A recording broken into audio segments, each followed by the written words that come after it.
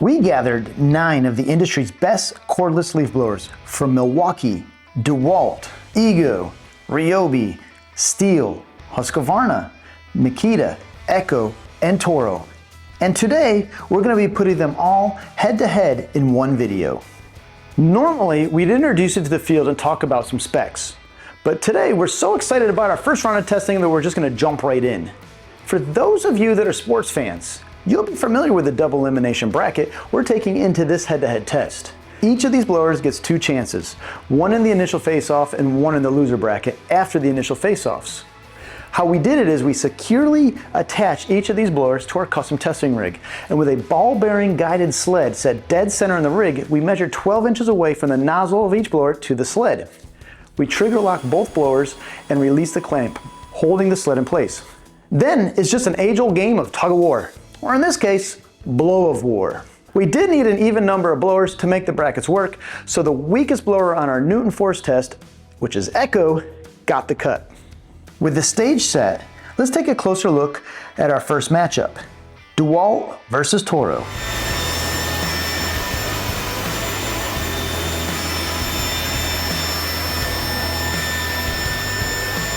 On paper, the Toro leads our test in CFM power, and the DeWalt has some of the most loyal fans around. But once that sled lock came off, the Toro left the DeWalt behind. Next up are the top models from OPE leaders, Ego and Stihl.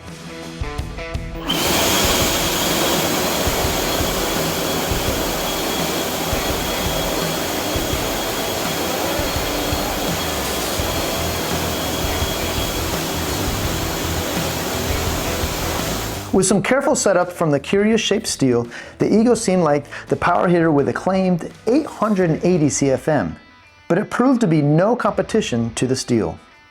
Outdoor powerhouse Husqvarna versus the DIY power tool king Ryobi is next.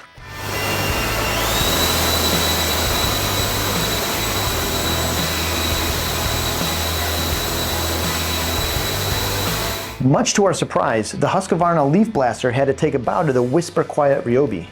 Not sure what Ryobi's secret sauce is, but it was stealthily powerful in this test. The next test pits 2 cordless giants against each other, Milwaukee versus Makita.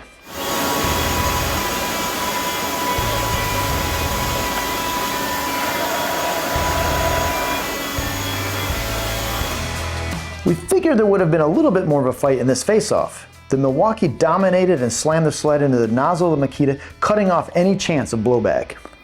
The final 4 of our winner bracket is set, with Toro, Stihl, Milwaukee, and Ryobi set to face off in the second round. But before we get any further, let's run our loser bracket to see if any of these blowers can make the best of a second chance. We'll start with DeWalt versus Ego.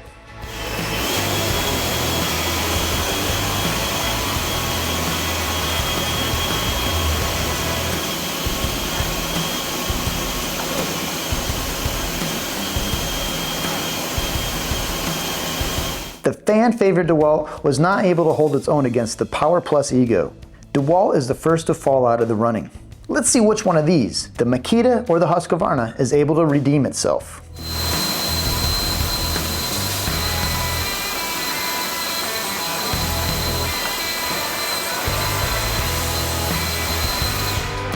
The Husqvarna Leaf Blaster literally shot the sled tight against the nozzle of the Makita, cutting off any chance for Makita to stay in the running.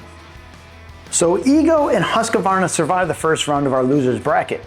Let's see which of our current winners will be joining them for round 2, starting with Toro and Stihl.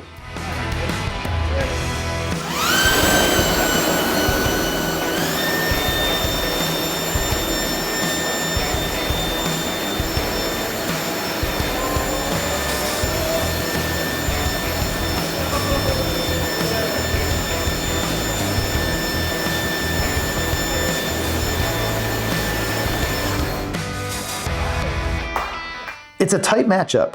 On paper, one blower brings the CFM, the other brings the speed, but Stihl takes the win by speed given the movement of the sled. Now for the TTI showdown, Ryobi versus Milwaukee. 2 tools from opposite ends of the lineup.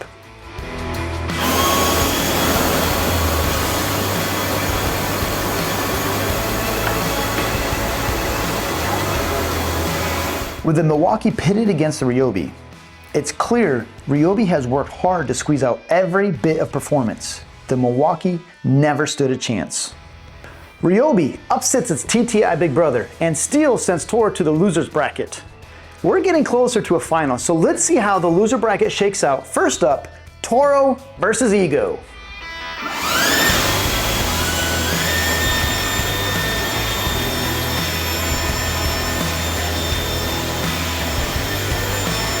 Both Ego and Toro are pretty proud of their CFM, and on paper, these guys are close. With just a little bit of extra air, the Toro takes this one and sends Ego packing. Now, Milwaukee and Husqvarna are both fighting to stay.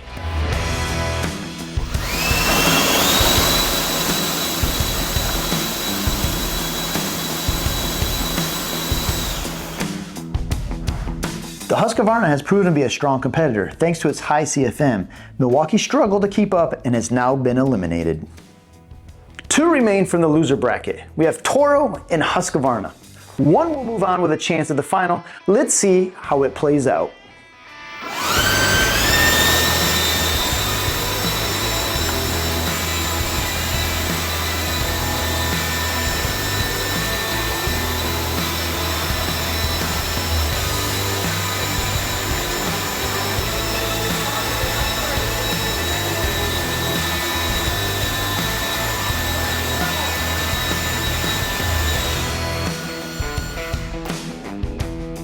The matchup of the Husqvarna versus the Toro is the closest we've seen so far, with the sled barely moving to the favor of the Toro.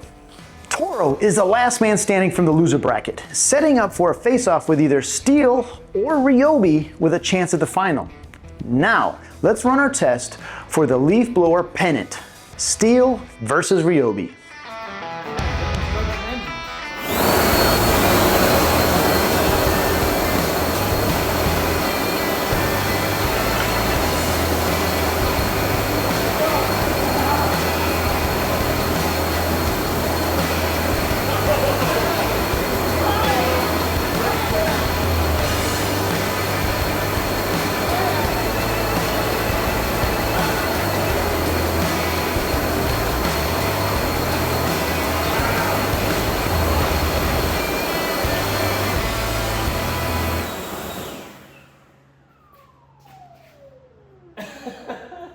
It's like half an inch.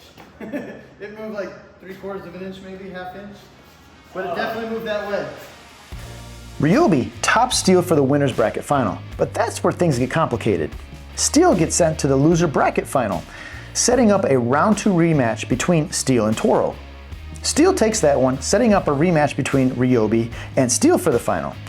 And as you just saw, that was decidedly Ryobi, making our Blow of War champion the Ryobi 800 CFM Whisper Series blower.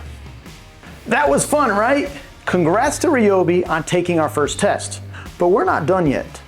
Let's take a closer look at each of our competitors and their under the hood specs. DeWalt comes in with a DCB-L 777. It's boasting a max airflow of 760 CFM, a max airspeed of 160 miles an hour, and 16.8 newtons of measured blowing force on our testing rig.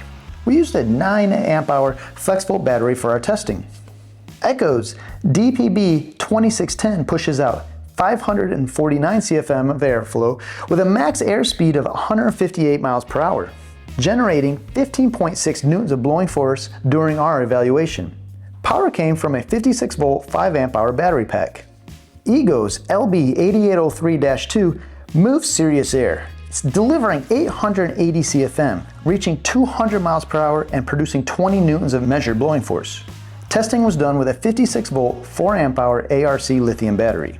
The Husqvarna 350iB delivered 800 CFM and topped out at 200 miles an hour, producing 20.9 newtons of blowing force in our measurements. It's powered by a 36 volt 7.7 amp hour battery during our testing. Makita's GBU01 reached 565 CFM of airflow and a top speed of 143 miles an hour, registering 17.7 newtons of blowing force. We tested it with a 40 volt 4 amp hour XGT battery. Milwaukee's 2824 generated 600 CFM of airflow and hit 145 miles an hour at full throttle, producing 17.1 newtons of blowing force in our testing. It ran on 18-volt, 8-amp-hour forged battery pack. Ryobi's RY40HPLP01 achieves 800 CFM, reached 180 miles per hour, and recorded 24.8 newtons of blowing force, one of the strongest in this lineup.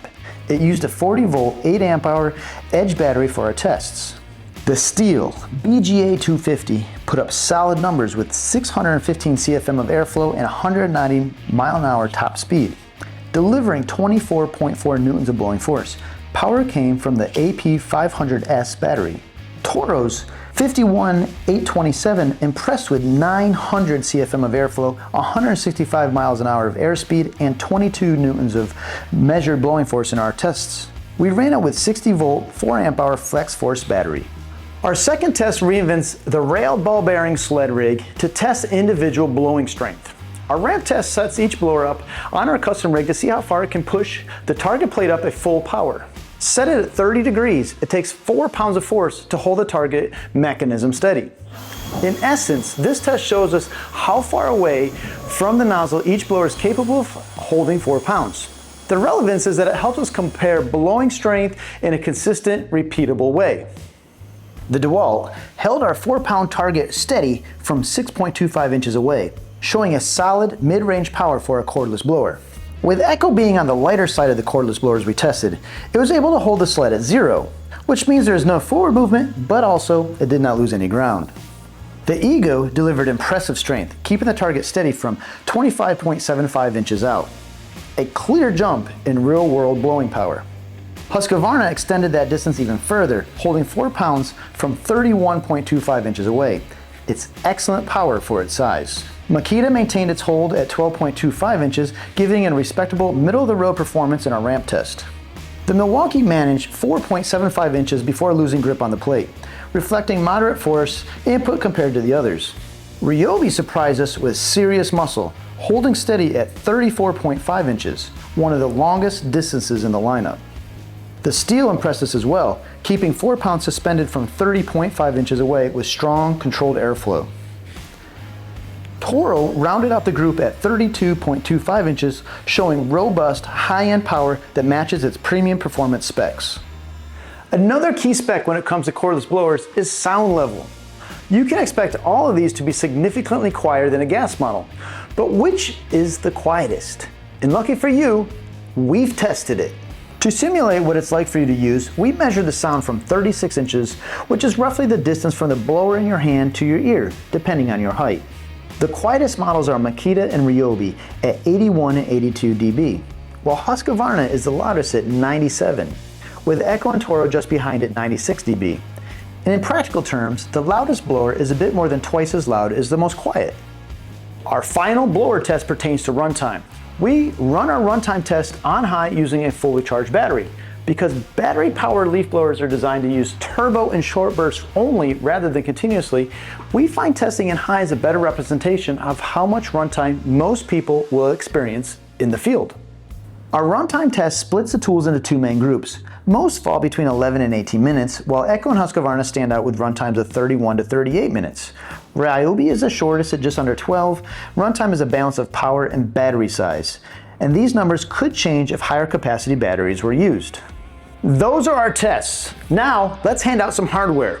We're gonna work through the podium from 3rd place all the way up to our top pick. In 3rd place, we've got the Toro Flex Force 51827. We had high expectations for Toro coming into this test, giving its eye-popping 900 CFM airflow rating, and it didn't disappoint. However, its nozzle design to reach such a high number has consequences. It came in 2nd in our ramp test, and it made it 1 step away from the final in our Below of War, proving its power among the field. With a larger diameter than most, it trades off some airspeed to get the higher airflow. Still, its Newton force measurements wasn't too far behind Ryobi and Stihl, telling us it has both the power and the airflow to easily tame your yard year-round. The kit will cost you $360, and that includes a 4-amp-hour flex force battery and a charger. The runner-up in our cordless blower roundup goes to Stihl's BGA 250. Stihl was a major challenger in our test and finished just 1 point behind our winner.